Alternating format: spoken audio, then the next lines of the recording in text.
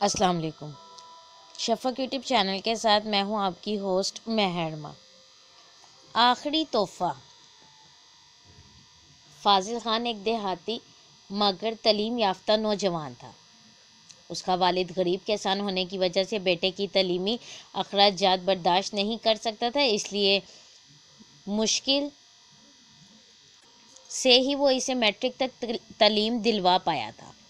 فاضل قامت اور جسامت میں اچھا ہونے کے ساتھ ساتھ خوش شکل، سرگرم اور محنتی بھی تھا۔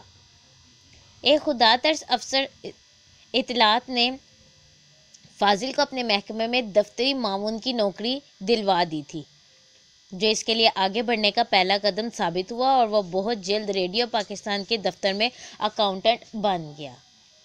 کہتے ہیں نوکری کے بعد چھوکری کا ملنا قدرتی بات ہوتی ہے، چنانچہ فاضل خان بھی اپنے گاؤں میں ایک لڑکی سے رشتہ ازدواج میں منسلک ہو گیا جو اس کی طرح میٹرک پاس تھی، اور بظاہر وہ ایک کامیاب زندگی بسر کرنے لگا تھا، مگر بے اولاد رہنے سے کچھ پریشان تھا۔ کچھ عرصہ بعد چھٹی گزارنے کے لیے وہ اپنے گاؤں گیا تو اسے وہاں ایک دیہاتی جو ہر قابل نظر آ گیا، بلکہ یوں کہیں کہ اس کی ایک دیہاتی ہیرے پر نظر پڑ گئی۔ نظر پڑی ہی نہیں، نظر ٹکرا بھی گئی۔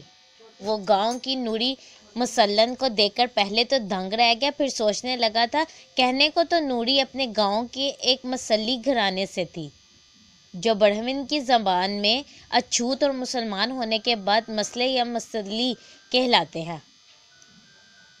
گاؤں میں اعلیٰ ذات کے ہندوؤں کے کہنے پر خاندانی مسلمانوں نے بھی بیچارے ان مسلیوں کو محلہ گاؤں سے الگ تھلگ رکھا ہوا تھا، اور وہ بھی ان سے اچھوتوں والا سلوک ہی رواں رکھے ہوئے تھے۔ شادی بیاہ یا موت فوت کے موقع پر ان سے کام کاج کرانے اور ان کی مالی مدد کے ساتھ ساتھ ربیع الاول اور خریف کی فصلوں شادی بیاہ یا موت فوت کے موقع پر ان سے کام کاج کرانے اور ان کی مالی مدد کے ساتھ ساتھ ربیع اور خریف کی فصلوں کے مواقع پر لوگ انہیں غلہ بھی وافر مقدار میں دے دیا کرتے تھے۔ یہی مسلی نائی، میراثی، دھوبی اور موچی کا کام سنبھالے ہوئے تھے۔ نوری مثلاً جب بچی تھی تو اس وقت سے اپنی ماں کے ساتھ شادی بیاہ کی تقریبات میں گانے بجانے کے کام میں شریک ہوا کرتی تھی۔ نوری بے حد خوش آواز ہونے کے علاوہ دل نواز بھی تھی۔ گانے کے ساتھ ساتھ رقص میں بھی اس کا کوئی جواب نہ تھا۔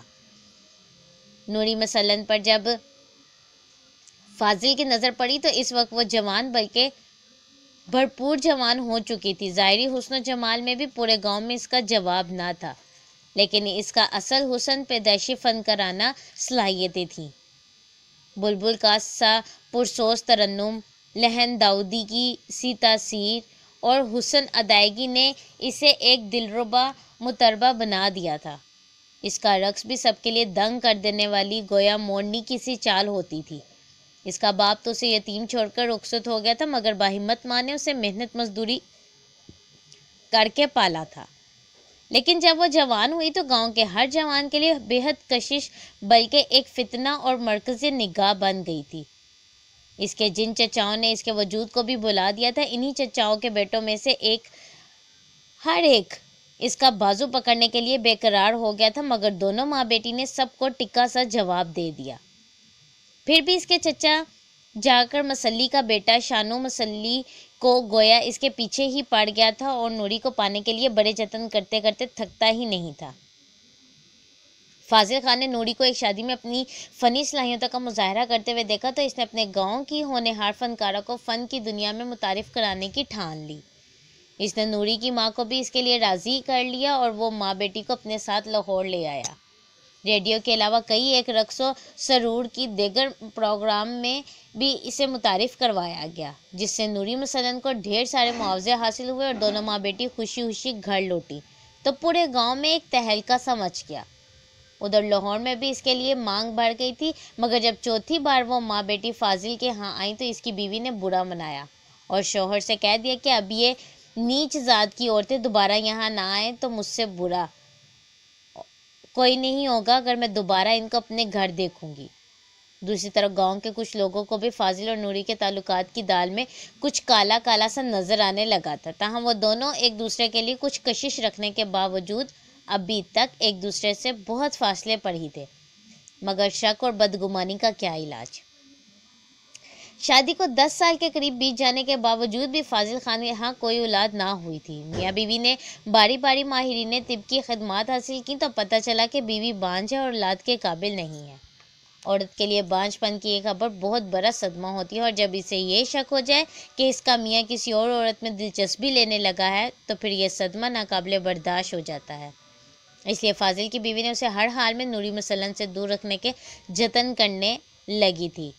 نوری کے لیے لاہور کا راستہ تو اس نے بڑی سختی کے ساتھ بند کروا دیا تھا، مگر اب وہ اپنے شوہر کو گاؤں جانے سے بھی روکنے لگی تھی۔ مگر گھر سے دور رہنا یا کسی کو زبردستی گھر سے دور رکھنا، اور وہ بھی بیوی کا شوہر کو دور رکھنا، معقول اور ناممکن سی بات ہے۔ مگر پریشان اور مجبور عورت کی اپنی ہی نفسیاتی سوچ ہوتی ہے۔ فاضل کو ایک ضروری کام سے گاؤں جانا پڑ گیا۔ پہلے تو بیوی نے اسے ہیلے بہانوں سے گاؤں جانے سے روکنے کی کوشش کی، مگر جب مجبوراً گاؤں میں پہنچ ہی گئے تو بیوی نے سختی کے ساتھ منع کر دیا کہ وہ یہاں نوری سے ملے گا نہ بولے گا۔ مگر وہ اس سے ملا بھی اور بولا بھی۔ بیوی کو پتہ چلا تو اس نے بھی متوازی تراکیب کا محاذ کھول لیا۔ نوری کے چچا زاد شانو سے اس نے بھی اپنے روابط بڑھائے اور اسے سرمایہ مہیا کرنے کے ساتھ ساتھ مفید مشورے بھی دینے شروع کر دیے۔ ایک روز سارے گاؤں پر یہ خبر سن کر سکتہ طاری ہو گیا کہ فن کی ایک ہونہار کلی کومپل بننے سے پہلے ہی مسل دی گئی اور فن کا کومپل بننے سے پہلے ہی مسل دی گئی اور فن کا غنچہ کھلنے سے پہلے ہی ریزہ ریزہ کر دیا گیا۔ لوگوں تک جو بات پہنچی وہ یہ تھی کہ شانو مسلی کے ساتھ چلنے سے انکاری پر نوری مسلن کے پیٹ میں چھرا گھوم دیا گیا۔ نوری نے اپنے نزئی بیان میں بتایا تھا کہ شانو کئی دن سے اس پر لالچ، ترغیب اور دھمکیوں کی بارش کر رہا تھا اور کہتا تھا اس کے پاس بہت سا پیسہ آ گیا ہے اور اسے زندگی میں دیگر آسائشوں اور سہولتوں کا بھی وعدہ کیا گیا ہے، اور وہ کہتا تھا کہ اگر ہم شادی کر کے دور چلے جائیں تو عیش کی زندگی گزاریں گے۔ اس نے مجھ سے بعض سہولتوں کا ذکر بھی کیا اور بہت سا پیسہ بھی دکھایا جو اس کے پاس تھا، اور بتایا تھا کہ مزید سرمایہ کار بھی اس سے وعدہ کیا گیا ہے، مگر میں نے صاف انکار کر دیا۔ اس کا اصرار بڑھتا گیا اور میرے انکار میں بھی شدت آتی گئی۔ اس نے مجھے یہ بھی بتایا کہ یہ وعدہ اور سرمایہ فاضل خان کی بیوی کی طرف سے شانو کو دیا جا رہا ہے۔ اتنا بتا کر نوری نے ایک جھرجھری لی اور یوں ایک پیدائشی فنکارہ، ایک دلربا مطربہ اور ایک بے نظیر حسینہ خاک میں مل گئی۔ فاضل جب پولیس کی حراست میں بند اپنی بیوی سے تھانے میں ملنے گیا تو اسے دیکھ کر وہ آپے سے باہر ہو گئی اور ایک آتش فشاں کی طرح پھٹ پڑی۔ غیظ و غضب کے عالم میں جذبات سے بے قابو ہو کر وہ سب کچھ کہہ گئی جو اس نے پہلے پولیس کو بتانے سے بھی صاف انکار کر دیا تھا۔ بیوی نے شوہر پر کیچڑ اچھالا جو بے بنیاد تو تھا ہی، مگر شریفانہ ازدواجی زندگی میں سے گوارا نہیں کر سکتی تھی۔ بیوی نے شوہر سے کہا تھا، بانجھ ہونے کا الزام تو مجھے دیتا ہے، مگر تو خود بھی بانجھ ہے۔ میں اس وعدے پر تیرے ساتھ گاؤں آئی تھی کہ تو اس گھٹیا نیچ اور آوارہ عورت سے نہیں ملے گا، مگر تو اپنی بیوی کے ماننے کے بجائے ایک غیر عورت سے ملا، اور وہ بھی اس کے منع کرنے کے باوجود۔ لیکن میں نے بھی اب تیرا جواب تلاش کر لیا ہے۔ اگر تو ایک مسلن سے تعلقات بنا سکتا ہے تو میں بھی ایک مسلی سے ویسے ہی تعلقات قائم کر سکتی ہوں، بلکہ کر چکی ہوں۔ اب تو بھی اسی راستے پر جائے گا جس پر وہ آوارہ مسلن جا چکی ہے۔ یہ کہہ کر وہ ٹھنڈی ہو گئی اور آ بڑھ کر کہنے لگی، ہائے، میں نے یہ کیا کہہ دیا؟ یہ باتیں تو میں نے پولیس کو بتانے سے بھی انکار کر دیا تھا۔ تو گیا تو یہ اعتراف کرتی ہے کہ نوری کے قاتل کو تو نے اکسایا تھا؟ نہ صرف اس کے خلاف بلکہ میرے خلاف بھی، اور یہ بھی کہ تو نے شانو مسلی سے ناجائز تعلقات بھی قائم کر لیے ہیں، فاضل نے پرسکون انداز میں کہا۔ یہ میں کب مان رہی ہوں کہ میں نے شانو کو پیسے دے کر نوری کو قتل کروایا ہے، اور اب تجھے بھی اس سرمایہ سے قتل کروانے جا رہی ہوں جو تیری کمائی اور میرے پاس ایک امانت تھی۔ لیکن خیر، یہ میں پولیس کے سامنے مان تو نہیں رہی نا؟ کوئی بات نہیں، تو اب مان بھی جائے گی اور پھانسی لگنے سے پہلے بے وفائی اور بدکاری کا مزہ بھی چکھ کر مرے گی۔ میں خود بھی تیرا وہی حشر کر سکتا ہوں جو تو نے شانو سے نوری کا کروایا ہے اور میرا کروانا چاہتی ہے، مگر نہیں، میں تجھے ایک ایسی سزا دینے لگا ہوں جس کی تو مستحق ہے۔ تجھے ایک ایسا زخم لگانے لگا ہوں جس کی کسک تجھے پھانسی کے پھندے میں بھی آخری سانس تک محسوس ہوتی رہے گی۔ اچھا تو پھر لے، میں تجھے ذلت اور بدنامی کی موت مرنے سے پہلے 3 طلاق کی لعنت کا آخری تحفہ پیش کرتا ہوں۔